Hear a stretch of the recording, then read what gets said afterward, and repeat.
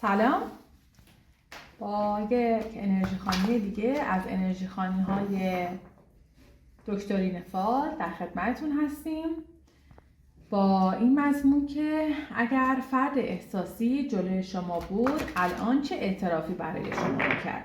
فرد احساسی اگر تو الان جلوی ما بودی و جلوی ما نشسته بودی چه اعترافاتی برای ما داشتی؟ خب پس انرژی های خودتون رو متمرکز کنیم. اسم فرد احساسی رو جلوی چشماتون بیارید و بگید که چه اعترافاتی برای ما داشتیم. از دسته تاروت برای شما داریم فال میگیریم، از دسته تاروت ملائک برای شما فال میگیریم، در واقع انرژی خوانی میکنیم و میخوایم ببینیم که چه اعترافاتی فرد احساسی شما برای شما داره. اگر الان جلوی شما نشسته بود چه اعترافاتی برای شما میکرد؟ همینطور که داریم ما برگه ها رو برای شما در واقع بر میزنیم، شما هم نیت کنید و ببینیم که اسم فرد احساسیتون رو بیارید و ببینیم که چه اعترافاتی برای شما داره. خب ای تاروت، ای دسته ملائک، به ما بگو که فرد احساسی الان چه اعترافاتی برای ما داره. خب من دوست دارم که برای شما خیلی اعترافات زیادی داره برای ما.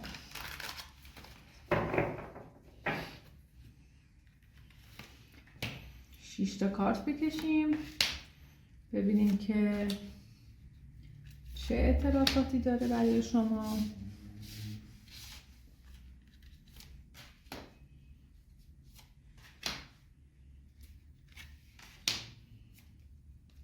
فرد احساسی شما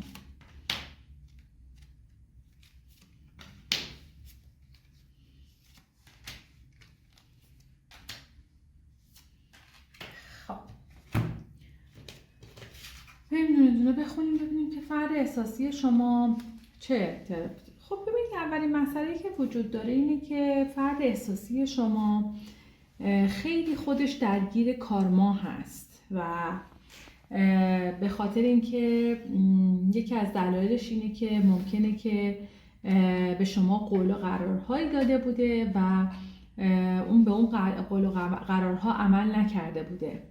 یعنی اینکه یا اینکه اومده بوده و به شما انرژی کافی رو نداده بوده، یا خساست کرده بوده، یا اینکه اومده بوده و دروغ گفته بوده و شما سر خودتون رو تو این رابطه گذاشته بودی ولی اون چیزی که باید رو نذاشته بوده، اما اون میخواد الان یه قدمی رو برداره. در واقع این شوالیه چوب دست افتاده و میخواد برای شما یک قدمی رو برداره، اما الان خودش درگیر کارما هستش و میخواد داره خودش به کائنات جواب پس میده.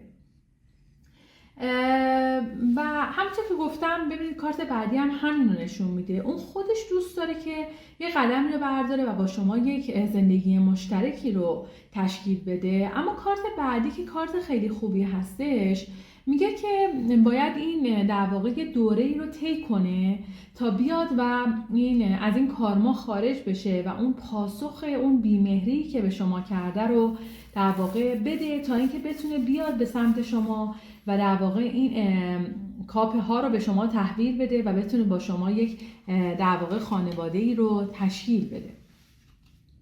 خب برای شما پیشنهادهای مختلفی رو داره، با اینکه داره از دور کنار وایساده و داره انتظار میکشه و شما رو زیر نظر داره، ممکنه این بار هم که بیاد با یه غروری بیاد به سمت شما و به شما پیشنهادهایی بده که همه این پیشنهادها هم ممکنه پیشنهادهای خوبی نباشه. ممکنه بعضی از این پیشنهادها خیلی غرور باشه توش، خیلی زخم زبان باشه و دل شما رو باز بشکنه، اما ولی از دور داره شما رو کنترل میکنه و شما رو زیر نظر داره رفتارتونه و خیلی هم از رقبا میترسه و میترسه که رقیبی وارد زندگی شما بشه. و اینکه شما رو خیلی زن در واقع اگر شما خانم هستین